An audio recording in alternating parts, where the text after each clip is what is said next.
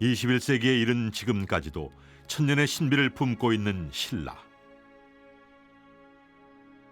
한국사에서 유일하게 가장 긴 시간 동안 왕국을 이어온 나라다. 어떻게 신라는 천년의 역사를 이어올 수 있었던 걸까?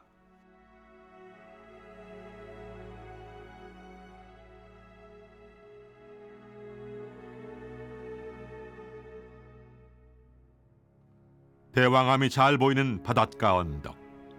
문무왕의 아들 신문왕이 그의 아버지를 추모하기 위해 만든 이견대가 서 있다. 이곳엔 용유된 문무왕이 신라를 위해 신령한 피리를 주었다는 흥미로운 이야기가 전해진다.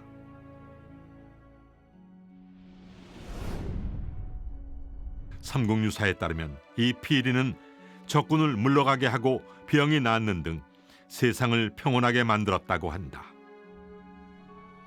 사람들은 그것을 만파식적이라고 불렀다.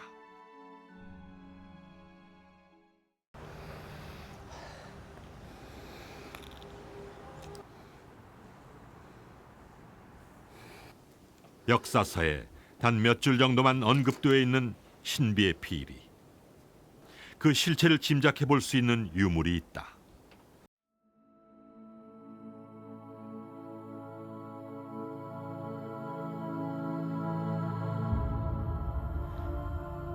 국립경주박물관 수장고에 있는 옥피리가 그것이다. 우리나라 전통 악기인 대금의 원형인 듯한 옥피리. 옥이 품고 있는 빛은 피리의 신비함을 더해주는데 이 옥피리가 만파식적의 원형에 가깝지 않을까?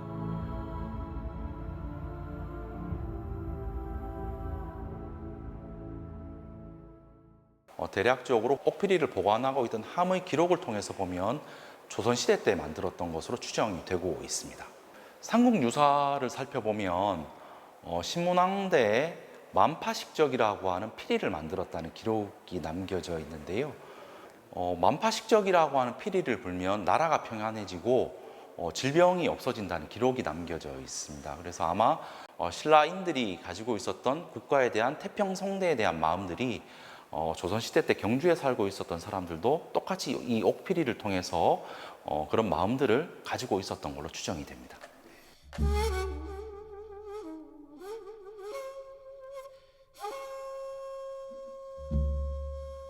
세상에 온갖 근심을 잠재우는 만파식적은 대금 명인에겐 풀어보고 싶은 수수께끼와도 같다.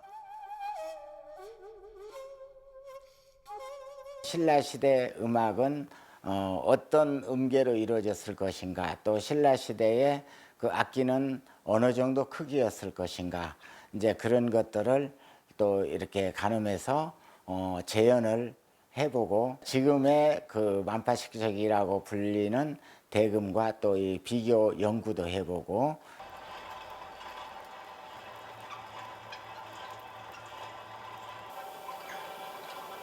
대금 명인이 심혈을 기울여 복원해내는 작업, 바로 만파식적이다.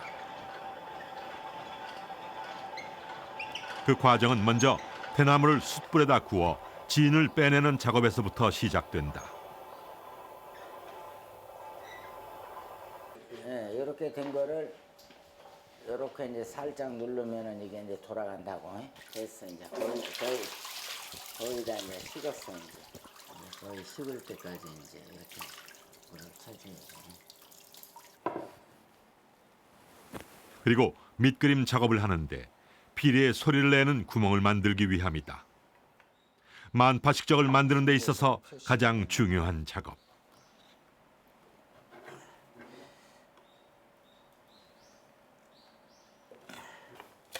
혼신의 힘을 쏟아내는 명인의 열정이 그의 손끝을 통해 만파식적에 전해지는 듯하다.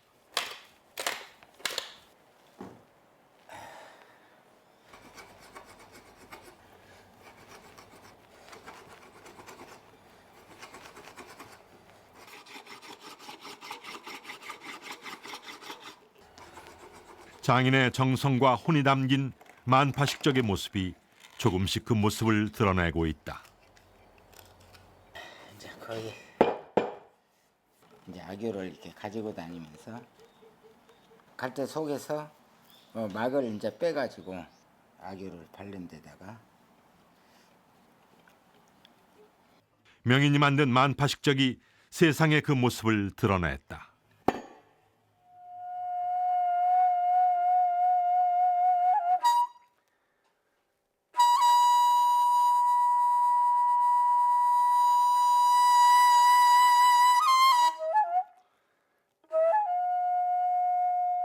신라의 태평성대를 위해 용유된 문무왕이 전해준 만파식적.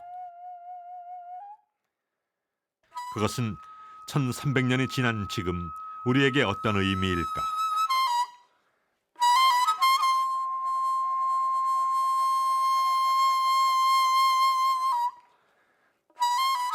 전쟁의 종지부를 찍고 나라의 평화를 바랐던 문무왕의 마음은 단지 만파식적에만 남아있는 것이 아니다.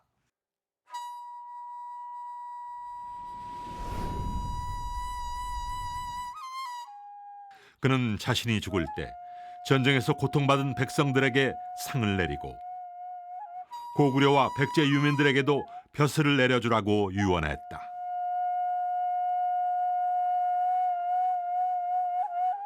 뿐만 아니라 신라, 고구려, 백제를 아우르는 9개의 주로 행정구역을 나누어 하나의 신라를 강조했고 거기에 5개의 수도를 두어 균등한 발전을 꾀했으며 출신의 차별 없이 인재들을 등용했다.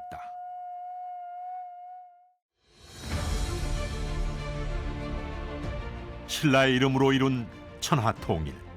우리는 지금 그 역사 위에 살아 숨쉬고 있다. 보이지 않는 갈등과 차별이 존재하는 세상. 그 속에서 우리는 잊혀진 문무왕의 정신을 다시 되새길 필요가 있다. 신라는요, 고구려 백제 유민과 함께 이 대당 전쟁을 승리로 끝맺으면서 이들 유민을 흡수 융합하고자 아주 고심했던 흔적을 많이 보이고 있습니다. 자, 첫째, 이 투항망명했던 유민들은요, 신라 내지에 분산 안치시켰고요. 둘째, 이 유민 가운데 지배층은 신라 관료 조직 속으로 흡수했습니다.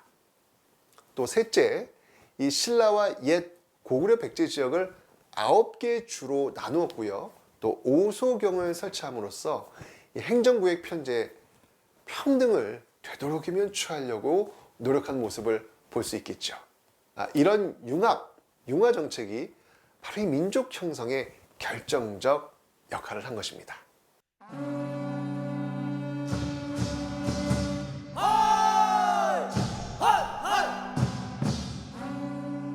화려하고 웅장했던 신라 천년의 역사를 품은 경주. 지금도 문무왕의 흔적들이 살아 숨쉬고 있다.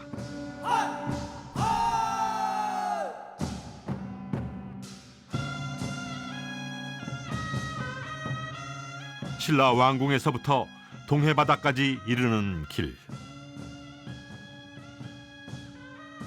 아들 신문왕이 호국 용유된 문무왕을 뵈러 가는 행차길이다. 그러나 그 길은 나라의 평안과 안녕을 지켜줄 만파식적에 대한 믿음이 서려 있는 곳이다.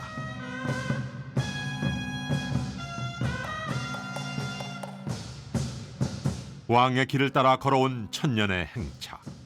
그것은 지금까지도 남아있는 역사의 현장이기도 하다.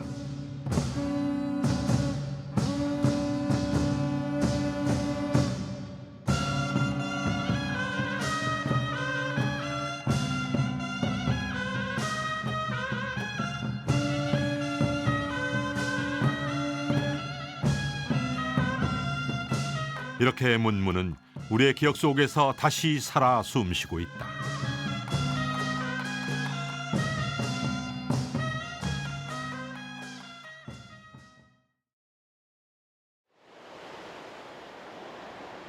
대왕암이 내려다 보이는 이견대.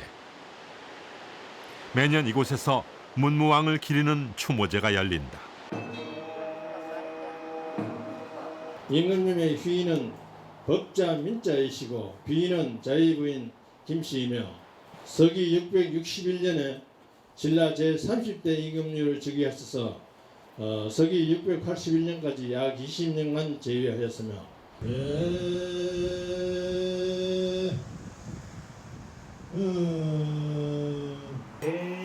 1300년 전 죽어서도 유용이 되어 나라와 백성을 지키겠다는 문무왕의 정신.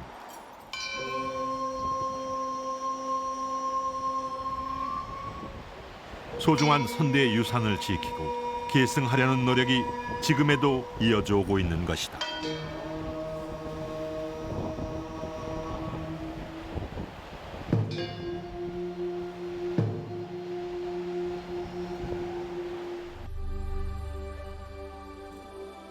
지난 5월 문무왕의 뜻을 기리기 위한 의미 있는 자리가 마련됐다.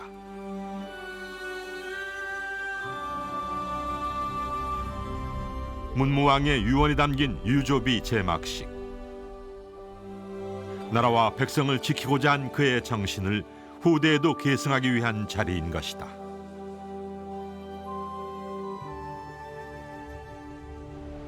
대왕이 잠들어 있는 고즈넉한 동해바다. 오늘도 이곳엔 신라 천년의 역사가 물결치고 있다.